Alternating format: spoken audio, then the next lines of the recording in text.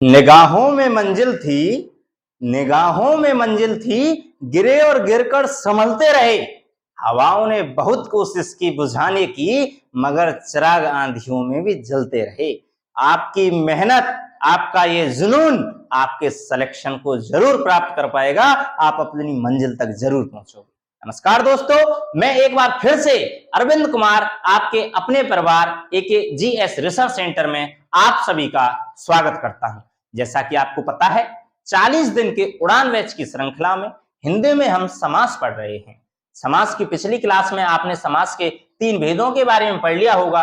3 जो प्रकार हैं, उनकी पूरी परिभाषा है, उनका पूरा जो भी कोई कंसेप्ट था वो सब आपने पढ़ लिया होगा।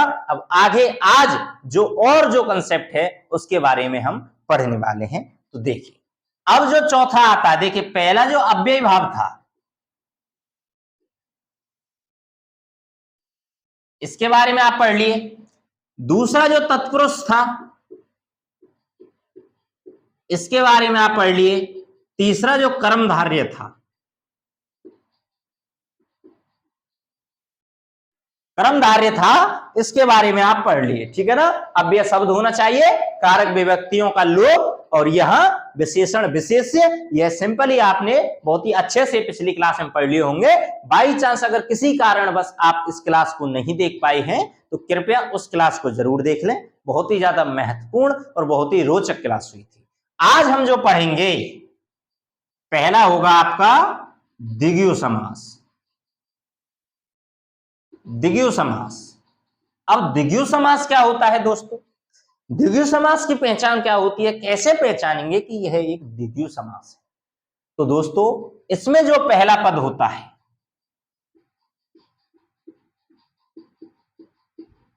संख्यावाची होता है।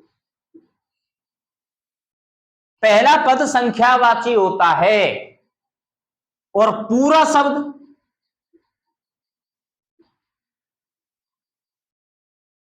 समूहवाची होता है। पूरा शब्द कह लीजिए या दूसरा पद कह लीजिए, समूहवाची होता है।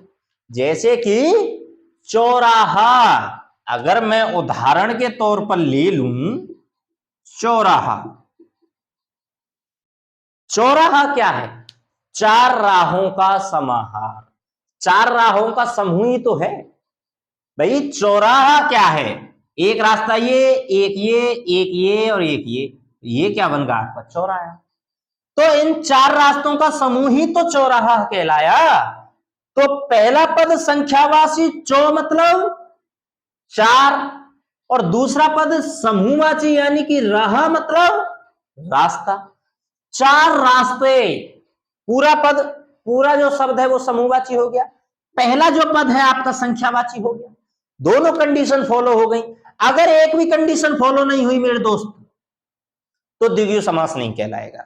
बड़े ही ध्यान से समझना, अगर एक भी कंडीशन फॉलो नहीं हुई तो द्विगु समास नहीं कहलाएगा। पहला पद संख्यावाची भी होना चाहिए और दूसरा जो पद है या पूरा जो शब्द है वो समूहवाची भी होना चाहिए।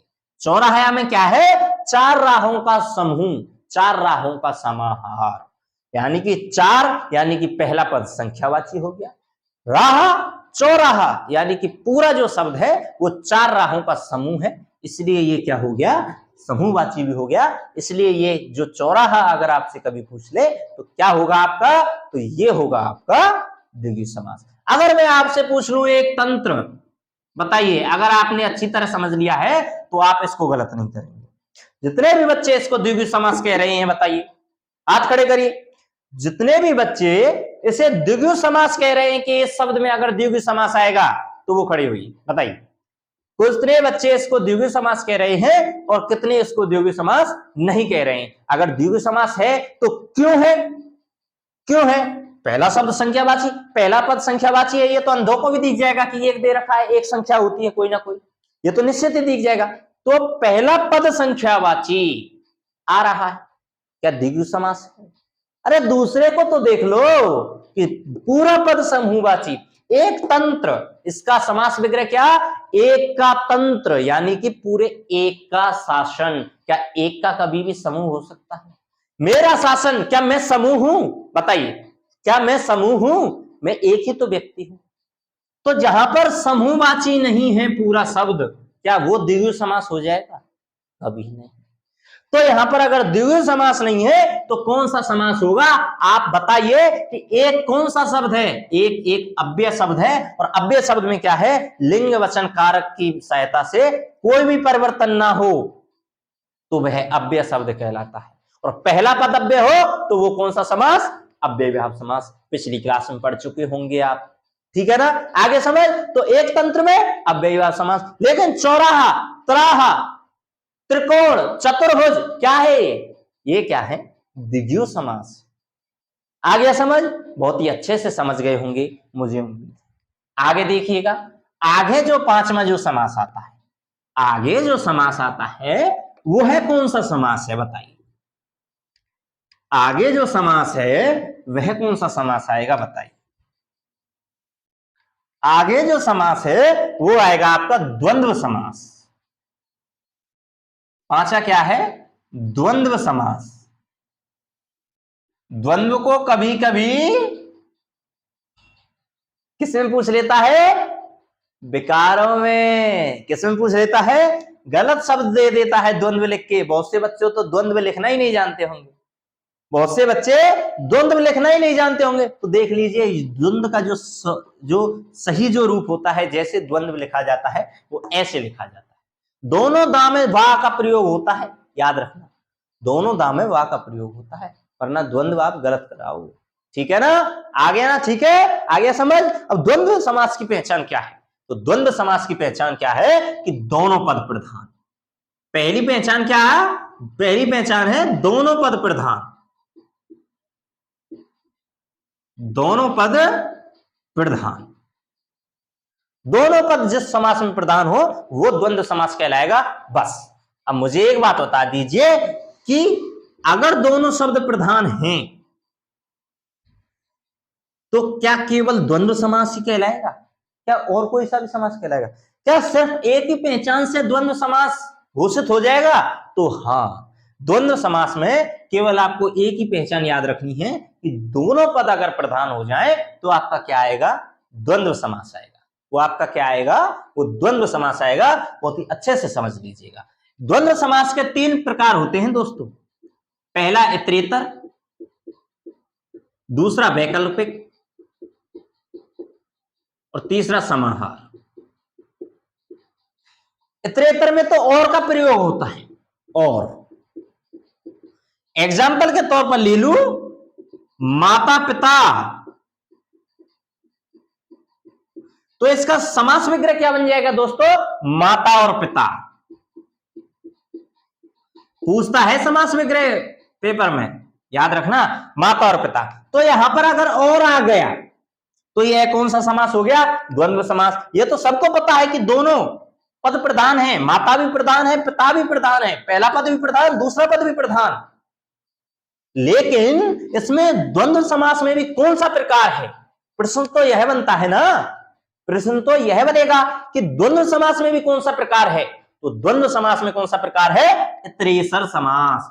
जो इतरेतर जो समास है उसकी पहचान क्या है? कि बीच में जो योजक जो चिन्ह होगा, जो बीच में जो भी कंजक्शन होगा वो क्या होगा? आपका और होगा। और जो दो शब्दों को जोड़ने का जो प्रयोग किया जाएगा वो और का प्रयोग किया जाएगा। दो शब्दों को जोड़ने का प्रयोग और के माध्यम से किया जाएगा। तो जिसमें और भाई बहन, इसमें क्या हो गया? भाई और बहन। ठीक है ना? आगे समझ नहीं आया तो ये क्या हो गया आपका? इतरेतर समास। वैकल्पिक शब्द, वैकल्पिक शब्द में क्या है? जो वैकल्पिक समास है इसमें या का प्रयोग होता है। या का प्रयोग मतलब इसमें विलोम शब्द आते हैं। इसकी महत्वपूर्ण जो पहचान है वो है विलोम शब्द। अगर जहां पर भी आपको विलोम शब्द दिख जाए, जैसे एग्जांपल में ले लूं जयाजय,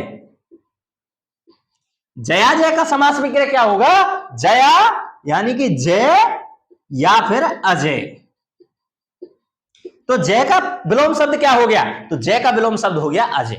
क्या हो गया? अजय। अजय का विलोम शब्द जय, यानी कि दोनों विलोम शब्द हो गए ना। तो जहां पर अगर विलोम शब्द दिख जाए तो वहां पर क्या होगा? वैकल्पिक द्वंद्व समास। कौन सा समास? वैकल्पिक द्वंद्व समास। और जहां पर या का प्रयोग आ गया वो भी वैकल्पिक द्वंद्व समास। तो या हमेशा कहां पर, विलोम शब्द में। अगर आपको कंफ्यूजन हो कि और या का प्रयोग कहां करें, माता या पिता भी तो कर सकते हैं, माता या पिता भी तो कर सकते हैं भाई, बिल्कुल सही प्रश्न है, माता और या पिता कर सकते हैं। तो दोनों में जो विलोम शब्द हो वहां पर या का प्रयोग आप निसंकोच कर सकते हो, लेकिन अगर आपका विलोम शब्द ना हो तो आपको और का प्रयोग यानी कि इतरेतर द्वंद्व समास का प्रयोग करना होगा। अब आगे क्या है, आगे आता है समाहार, इसमें आदि का प्रयोग करते हैं, आदि।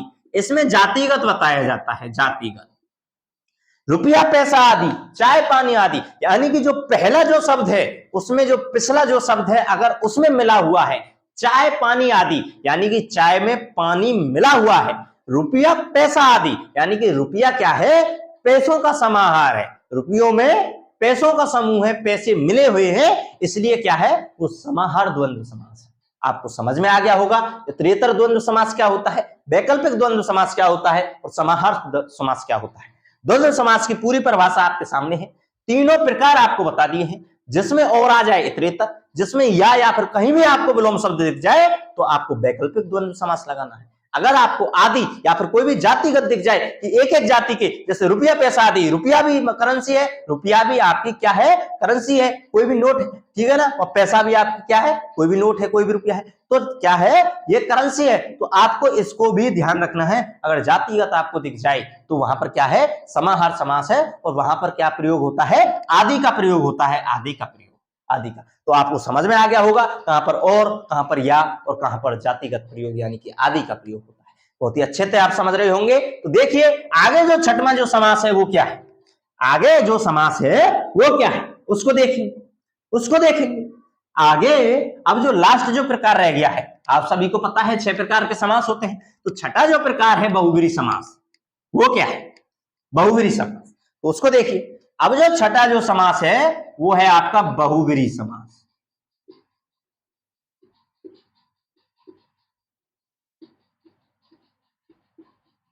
बहुब्रीहि समास में क्या होता है, बहुब्रीहि समास में मतलब कोई तीसरा पद प्रधान, तीसरा पद प्रधान। अब तक तो क्या पढ़ा, या तो पहला पद प्रधान होगा या दूसरा पद प्रधान होगा या फिर दोनों पद प्रधान होंगे, यही तो पढ़ा आपने। लेकिन अब क्या, जो भी दोनों पद दे रखे हैं उनमें से कोई पद प्रधान नहीं होगा, कोई अन्य पद प्रधान होगा, कोई अन्य पद प्रधान होगा, यानी कि कोई तीसरा पद प्रधान होगा। अगर मैं एग्जांपल ले लूं, अगर मैं एग्जांपल ले लूं तो क्या एग्जांपल ले लूं, चतुर्वेदी। अगर मैंने एग्जांपल ले लिया चतुर्वेदी, तो बताइए इसमें कौन सा समास, यानी कि चार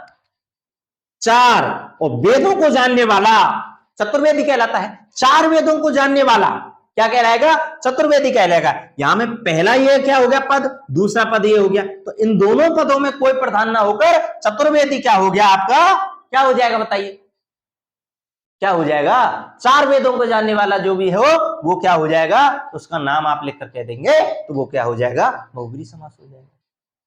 और मैं अगर कोई भी संख्या ले लूं, जैसे और मैं क्या संख्या ले लूं, पीतांबर, सबसे जो महत्वपूर्ण उदाहरण है पीतांबर, पीतांबर, पीला अंबर। पीतांबर का मतलब क्या होता है, पीला अंबर, पीले वस्त्र। पीले वस्त्र कौन पहनता है, विष्णु जी, भगवान विष्णु।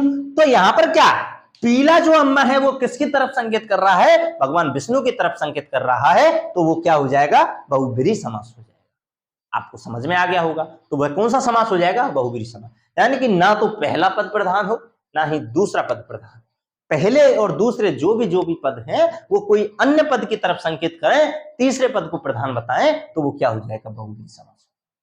तो ये थे आपके समास, जो कि बहुत ही महत्वपूर्ण क्लास थी, बहुत ही अच्छे से, बहुत ही ट्रिकों के माध्यम से, बड़ी जोश और जुनून के साथ आप लोगों को समझ में आ गया होगा। मैं उम्मीद रखता हूं आप किसी भी चीज को भूल जाए, चाहे आप अपने नाम को भूल जाओ, लेकिन समास को कभी नहीं भूलोगे। समास का कैसा भी क्वेश्चन, कहीं से भी कितना भी हार्ड से हार्ड अगर क्वेश्चन आ जाए, आप समास के क्वेश्चन को गलत नहीं करोगे।